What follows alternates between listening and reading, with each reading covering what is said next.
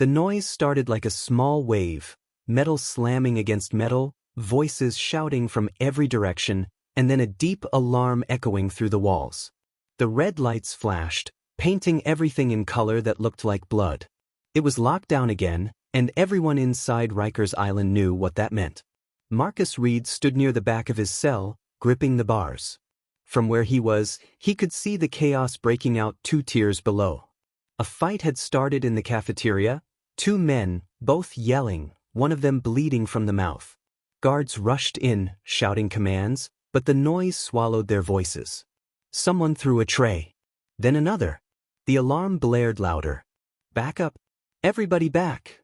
a guard yelled, but few listened. Marcus watched as one of the guards stumbled, knocked off balance by a flying cup.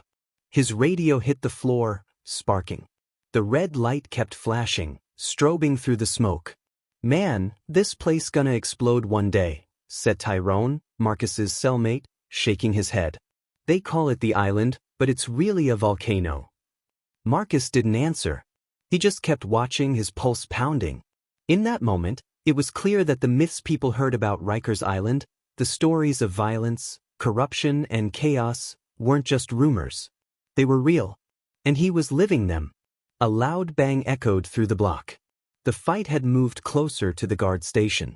Then came the sound that everyone feared, the hiss of pepper spray filling the air. The smell burned Marcus's nose even from 2 floors up. The guards were fighting to take control, shouting for everyone to get down. "Get down on the ground. Now." Marcus backed away from the bars, coughing. The alarm didn't stop. Neither did the shouting. Then, as quickly as it started, the noise began to fade. The lights dimmed, the shouting turned to murmurs, and the hallway filled with the low buzz of radios. One guard was bleeding from the forehead, another was dragging an inmate out of the cafeteria in cuffs. The red lights slowly changed back to white. The chaos was over, for now. But inside Rikers Island, quiet never meant safe. That morning had started out like any other. The sun barely touched the gray walls of the prison. Marcus woke up to the sound of keys and the heavy slam of steel doors opening. "Count time," a guard yelled. Marcus sat up on his bunk, his back sore from another night on the thin mattress. Tyrone stretched and muttered, "Another day, same thing." After count, they lined up for breakfast. The cafeteria was noisy, hundreds of inmates talking, laughing, arguing. The food wasn't much, watery oatmeal and cold toast. Marcus had learned to eat fast before someone decided to start trouble. At one table, 2 inmates were whispering, their heads close together. Another group near the window was trading snacks for soap and toothpaste. Across the room, a young guard, new by the look of him, stood stiffly with his hand on his belt, trying to look tough. Marcus had seen that look before. The rookies always came in thinking they could control everything. Within a week, they realized control didn't belong to anyone on Rikers Island. Not the inmates, not the officers, not even the warden. By mid-morning, the tension had already begun to build. Someone had lost his commissary bag. Another accused him of stealing. Words turned to shouting. The guards moved in fast, but everyone knew once voices got loud, it was too late. That's when the first punch landed. From his seat near the back, Marcus saw the chaos unfold like a storm. Trays flipped, chairs crashed. Someone grabbed a broom handle and swung. Guards shouted orders that no one could hear over the roar. He ducked as a piece of bread flew past him, hitting the wall. Tyrone yelled, "Yo, stay low." Then came the alarm. The sound filled every corner of the block. Deep, sharp, impossible to ignore. Red lights flashed from the ceiling, and the doors slammed shut one after another. The guards formed a wall between the tables and the doors, trying to push everyone back. The air turned thick with sweat and panic. Marcus pressed his hands against his head, crouching near the floor. A guard's voice boomed through the speaker. "Lockdown. All inmates to the ground. Lockdown now." He felt the heat of the pepper spray as it spread. The burn hit his eyes, his throat. He coughed and gasped for air. The sound of boots and shouting filled the hall. Then silence. When Marcus finally looked up, the floor was a mess. Trays, food, cuffs, and men lying face down.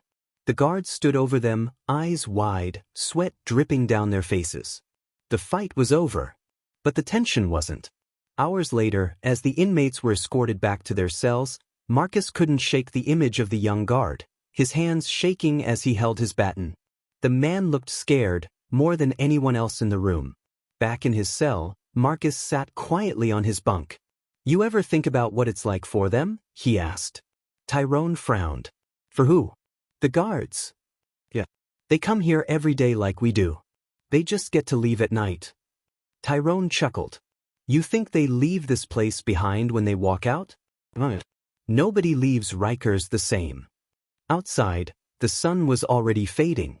The loudspeaker crackled to life again. "All units, code green. Situation contained." The island was quiet again. But Marcus knew that peace at Rikers never lasted long. Every day was just waiting for the next storm. And that storm, it was coming. The next morning came heavy and gray, like the clouds above knew what kind of day it was going to be. The air inside the cell block was thick, humid, and uneasy, the kind of silence that felt like it was holding its breath. Marcus woke up to the sound of guards yelling, "Count time!" The same routine, same voices, but something about the tone was different. Sharper. He sat up and looked toward the hallway. 2 guards were already at the far end, checking each cell with hard faces. One of them was Officer Grant, a veteran who'd been there for over 10 years. The other was a new face, Officer Diaz, young, nervous, eyes darting around like he could sense something was off. "Let's go, gentlemen. On your feet." Grant barked. Tyrone groaned, rubbing his eyes. "Man, they on edge today. Bet it's about that fight yesterday." Marcus nodded. He could feel it too. The lockdown had ended late last night, but everyone knew the tension hadn't left. The whole block was quiet, too quiet. No jokes, no shouts, no laughter. Just whispers. When the doors opened for breakfast, the air felt colder. Inmates moved slowly, watching the guards and each other. Every movement felt like it could set something off.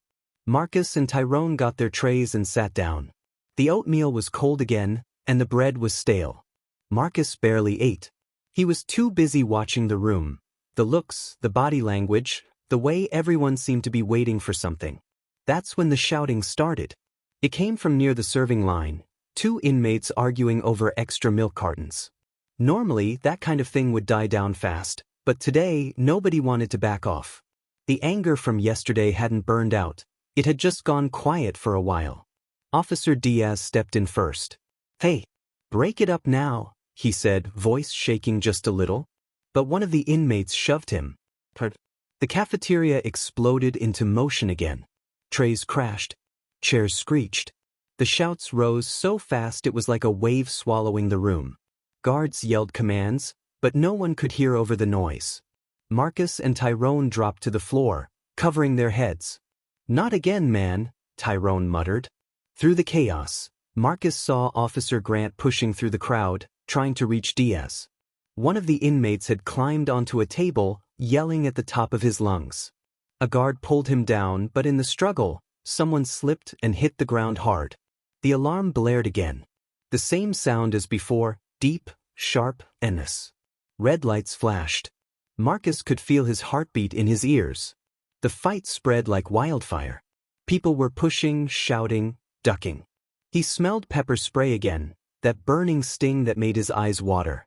The guards were doing everything they could, but there were too many people, too much noise. Then, out of nowhere, a new sound cut through everything. A single, deafening bang. It wasn't a gunshot, but the sound of a heavy door slamming shut so hard the entire block shook. And suddenly it stopped. The guards had sealed the cafeteria. The noise dropped, echoing off the concrete. Inmates froze mid-shout, coughing, blinking, gasping for air. Captain Morales stormed in moments later, his face tense but controlled. "Everybody against the wall.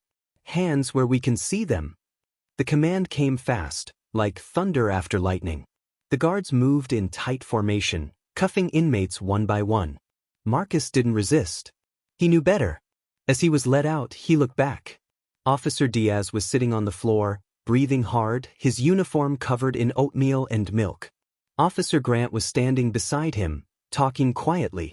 For the first time, Marcus noticed that the guards looked just as tired as the inmates. Back in the cell block, the silence returned. Hours passed. The air was thick with tension, but the violence had ended, at least for now. From his cell, Marcus could see the guards cleaning up the mess in the cafeteria. It was strange watching them sweep, mop, and pick up broken trays, like nothing had happened. Tyrone sat on his bunk, shaking his head. "You ever think they'll fix this place?" Marcus gave a weak laugh. "Fix Rikers? Man, you'd have to tear it down first." "Yeah," Tyrone said quietly. "But even then, the same kind of people would just build another one somewhere else." Marcus looked out the small window near his bed. The sun was setting over the East River, painting the walls in orange light. From there, he could see the skyline of Manhattan, bright, alive, so close it almost hurt to look at. For a long moment, he didn't say anything. Then he whispered, "People out there talk about what it's like in here, but they don't really know. They don't hear the alarms, or smell the pepper spray, or see the fear in the guards' eyes. They think we're all the same, but everyone in here's just trying to make it to tomorrow." As the lights flickered to their night mode, the block went quiet again. Someone down the hall started humming softly, that same song Marcus had heard the night before. It echoed gently through the concrete walls, steady and low. He lay back on his bunk, staring at the ceiling. Maybe that was the only real rhythm of life at Rikers. The noise, the silence, the waiting. And deep down, Marcus knew the truth that everyone else on the island already understood. Rikers Island doesn't break in a single moment. It breaks you slowly, day by day. The humming faded. The lights dimmed. And outside, beyond the river, the city kept shining, like it didn't even know this place existed.